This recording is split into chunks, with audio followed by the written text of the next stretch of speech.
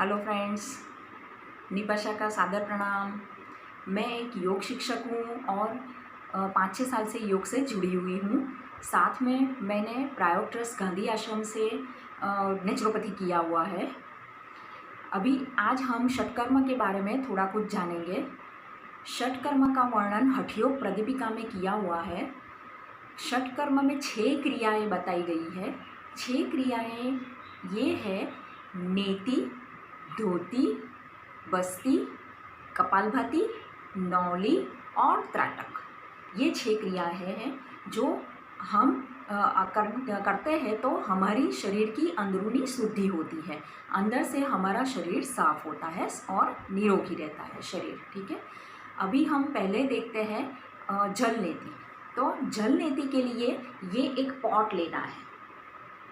ये एक टोटी वाला पॉट है जो जल नेति के लिए लेना है और इसमें गुनगुना पानी, थोड़ा सा नमक डला हुआ गुनगुना पानी भरना है और हमारे नॉस्ट्रिल का जो स्वर ज़्यादा चल रहा है वो स्वर पे ये टोटी को लगाना है और दूसरी ओर सिर को ऐसे रखना है और दूसरे नॉस्ट्रिल से उसको पानी को बाहर आने देना है। धीरे धीरे करके पूरा पानी इसमें से ख़त्म कर देना है। यही क्रिया हमें दूसरी ओर भी करनी है। जब तक पानी पूरा निकल ना जाए तब तक ये क्रिया करनी है, पर अगर थोड़ा सा भी पानी बच जाता है तो पूरा पानी बाहर नॉस्ट्रिल के पैसेज से निकालना जरूरी है। तो उसके लिए बाद में जल नेति करने के बाद में आपको कपालभाति करनी है। अभी जल नेति का फ़ायदा देखते हैं। तो जल नेति करने से हमारे नाक के जो छिद्र है वो शुद्ध होते हैं और साथ में हमारी श्रवण शक्ति बढ़ती है, दृष्टि शक्ति बढ़ती है। ठीक है, अभी दूसरा देखते हैं हम रबर नेति। रबर नेति के लिए ऐसे एक कैथेटर लेनी है। ये एक कैथेटर है जो 3 या 4 नंबर की होती है। ये रबर नेति है। तो अभी पहले नॉस्ट्रिल के पैसेज को शुद्ध गाय के घी से ग्रीस कर देना है और रबर नेति जो स्वर चल रहा है उसके वो नासिका रंध्र से अंदर डालना है। धीरे धीरे अंदर डालते रहना है जब तक गले में आ जाए उसका वो सीरा। तब आपको first finger and second finger को मुंह में उंगली डाल के वो सीरे को बाहर निकालना है और फिर धीरे धीरे करके पूरी रबर नेति वहाँ से बाहर आ जाएगी। तो अभी ये हुई रबर नेति की बात। जो रबर नेति का फ़ायदा हम देखते हैं तो रबर नेति ये कंधे के ऊपर के रोग में काफ़ी इफ़ेक्टिव है। साथ में दिव्य दृष्टि भी प्रदान होती है। ठीक है, अभी तीसरा हम देखते हैं धोती। तो धोती में पहले हम देखते हैं वस्त्र धोती। तो वस्त्र धोती के लिए ये ऐसा कपड़ा लेना है, कॉटन कपड़ा है ये। तो ऐसे कॉटन कपड़ा जो 4 अंगुल चौड़ा हो और 15 हाथ लंबा, ऐसे कॉटन कपड़ा लेना है और उसको स्टरिलाइज़ करना है। पहले तो उसको स्टरिलाइज़ करके फिर एक गर्म पानी में उसको रख देना है और धीरे धीरे ये जो इसका सीरा है वो निचोड़ निचोड़ के आपके मुंह में रखना है ये, और चबाते जाना है, निगलते जाना है। धीरे धीरे करके चबा चबा के अंदर निगलते जाना है जब तक आपका लास्ट शीरा थोड़ा सा बच ना जाए बाहर, वहाँ तक आपको निगलते रहना है। ठीक है, ये क्रिया प्रैक्टिस से आएगी। हर रोज़ की प्रैक्टिस से आप ये कर सकते हो। जब थोड़ा सा सीरा बाहर बच जाता है तब आपको नौली क्रिया करनी है। तो उसमें से पीत और कफ दोनों ही वहाँ वो कपड़े पे चिपक जाएंगे। ठीक है, यानी कि यही लाभ हुआ कि पीत और कफ के रोग यहाँ पे दूर होते हैं।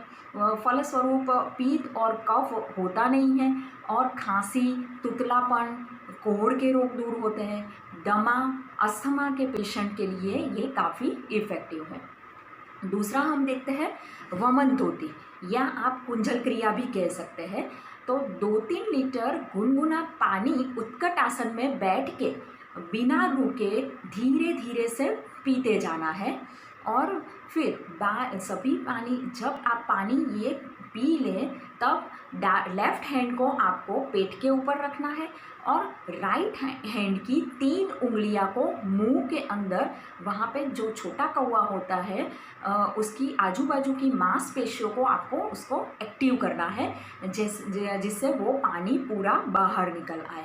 जब पानी बाहर निकलना शुरू होता है तो आपको वो उंगलियां बाहर निकाल देनी है, और जब तक आप पूरा पानी बाहर नहीं निकाल देते तब तक ये क्रिया चालू रखनी है। तो ये हुई हमारी वमनध्योति, या आप कुंजल क्रिया भी कह सकते हैं। पर ये हृदय रोग एवं हाई बीपी वाले पेशेंट को नहीं करनी है।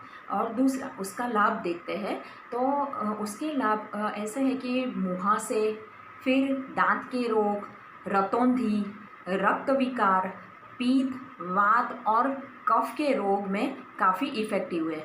इवन दमे के पेशेंट के लिए भी काफ़ी इफ़ेक्टिव है। मुख का सूखना, उसके लिए भी काफ़ी इफ़ेक्टिव है। नेक्स्ट हम देखते हैं अभी हम बस्ती। तो बस्ती में क्या करना है, आपको एक बांस की पतली और पोली नली लेनी है। तो उससे गुदा मार्ग में एंटर करना है, गुदा मार्ग में उसको डालना है और एक साफ गुनगुना पानी भरा हुआ टब लेना है और उसमें बैठ जाना है। धीरे धीरे वो पानी आंतों में चढ़ाना है। वो पानी आंतों में चढ़ेगा, बाद में आपको नौली क्रिया करनी है और पानी को ऐसे ही बाहर निकाल देना है, जिससे अपनी आंतें साफ हो सके। तो उसके लाभ देखते हैं। तो कुपित वायु है तो वो अंदर से बाहर निकलती है, कब्ज का नाश होता है, चेहरे की कांति बढ़ती है, फिर स्प्लीन, लीवर, स्टमक आदि के रोग दूर होते हैं और ये समस्त रोग के लिए काफ़ी इफ़ेक्टिव है। अभी क्या होता है कि जब ये बस्ती हम ऐसे नहीं कर पाते, तो अभी एक लेटेस्ट क्रिया आई है जिसे हम एनिमा बोल सकते हैं। तो एनिमा से भी आप साफ पानी अंदर आंतों में चढ़ा के फिर अपने आंतें साफ कर सकते हैं। नेक्स्ट हम देखते हैं कपालभाति। तो कपालभाति के लिए आपको ऐसे ही कंफर्टेबल आसन में बैठना है। पद्मासन, अर्ध पद्मासन, सुखासन, एनी कंफर्टेबल आसन में आपको बैठ के आंखें बंद कर देनी है और दोनों नॉस्ट्रिल्स से कपालभाति करनी है। तो दोनों नॉस्ट्रिल्स के पैसेज से आपको पहले सांस अंदर भरनी है, पूरा सांस अंदर भर जाए, फिर बाद में सांस छोड़नी है, फिर से सांस को अंदर भरना है और फिर स्ट्रोक्स लगाने हैं। यहाँ कपालभाति के स्ट्रोक्स लगाने हैं। कपालभाति में नाक से श्वास को बाहर निकालते रहना है और पेट तब अंदर जाएगा, पूरा पेट अंदर जाए और सांस बाहर निकले, ऐसी क्रिया करनी है। और एक्टिवली आपको सांस को छोड़ते रहना है। सांस लेना तो जरूरी है पर उसकी क्रिया पैसिव रहेगी और एक्टिवली आपको सांस को छोड़ते रहना है। पर अगर हृदय रोग वाले पेशेंट है या हाई बीपी वाले पेशेंट है और आर्थराइटिस, इन लोगों को कपालभाति अपनी कैपेसिटी के अनुसार करनी है, मध्यम गति से करनी है या जितने स्ट्रोक्स वो लगा सकते हैं उतनी ही करनी है। और ऐसे भी नॉर्मल व्यक्ति को भी कपालभाति जोर ज़बरदस्ती ज़्यादा नहीं करनी चाहिए, धीरे धीरे जितनी हो सके उतनी करनी चाहिए और फिर हर रोज़ की प्रैक्टिस से आप उसकी क्षमता बढ़ा सकते हैं। इसका फ़ायदा देख लेते हैं। तो कपालभाति में पहले तो हमारे चेहरे पर तेज आता है, चेहरे की कांति बढ़ती है, फिर रोग प्रतिकारक शक्ति बढ़ती है, पेट के रोग, कब्ज़ है, डायबिटीज़ है, वो सब रोग में काफ़ी इफ़ेक्टिव है। गले के ऊपर के रोग जो है, अनिद्रा का रोग है, सिर दर्द का रोग है, नेत्र विकार का रोग है, वो सब में भी काफ़ी फ़ायदाकारक है। अभी नेक्स्ट देखते हैं हम नौली। तो नौली के लिए खड़े रहना है और खड़े रह के फिर दोनों पैर में 1 या 1.5 फुट का फासला कर देना है और दोनों घुटने को थोड़ा सा मोड़ के रखना है। दोनों हाथ घुटने के ऊपर ही रहेंगे और शरीर भी थोड़ा आगे मुड़ा हुआ रहेगा। और फिर क्या करना है कि धीरे धीरे से आपको हाथ पे बल देते हुए धीरे धीरे वक्षस्थल को आगे करना है और सांस को पूरी बाहर निकाल देनी है। पेट को अंदर खींच के रखना है और खिंचाव देते हुए नल निकालने का प्रयत्न करना है। यह क्रिया समय पेट की ओर देखते रहना है और नौली निकली या नहीं वो चेक करना है। ये भी प्रैक्टिस से आएगी। ऐसे नौली हर रोज़ की प्रैक्टिस से ही आप कर सकते हैं। ठीक है, उसके फ़ायदे देखते हैं। ऐसे ही नौली हम बाद में जब नौली की प्रैक्टिस कर ले तो बाद में हम दक्षिण नौली कर सकते हैं, वाम नौली कर सकते हैं और मध्य नौली, अलग अलग प्रकार से हम नौली कर सकते हैं। पर इसके लिए हर रोज़ प्रैक्टिस करना ज़रूरी है। उसके फ़ायदे देखते हैं। तो अपान वायु की शुद्धि होती है। नौली करने से अपान वायु शुद्ध होता है। ज्वर या वायु बढ़ना ऐसे रोग दूर होते हैं। वात पित्त कफ के रोग दूर होते हैं और आंतरिक अवयवों की भी शुद्धि होती है। नेक्स्ट हम देखते हैं त्राटक। तो त्राटक क्या है? तो त्राटक में एक चीज़ या एक वस्तु या एक पदार्थ पे ताकते रहना है, स्टेयर करना है। या आप दिया ले लो, मोमबत्ती ले लो, या कोई पिक्चर, ओंकार का पिक्चर आप ले लो, या ईश्वर की कोई छवि वगैरह भी आप ले सकते हैं।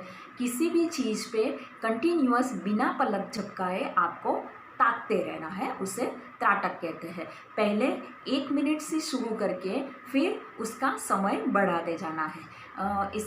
ये भी बहुत अच्छी क्रिया है। इससे क्या होता है कि नेत्र रोग दूर होते हैं, मानसिक विकार दूर होते हैं, आध्यात्मिक साधना में काफ़ी इफ़ेक्टिव है। आध्यात्मिकता की और हम बढ़ सकते हैं और काफ़ी सारे ये त्राटक को मन को एकाग्र करता है, मन की शांति ऐसे ही बनाए रखता है, शरीर मन सबको ऐसे शुद्ध करता है, ध्यान की ओर लेके जाता है। ये त्राटक के सारे बेनिफिट्स है।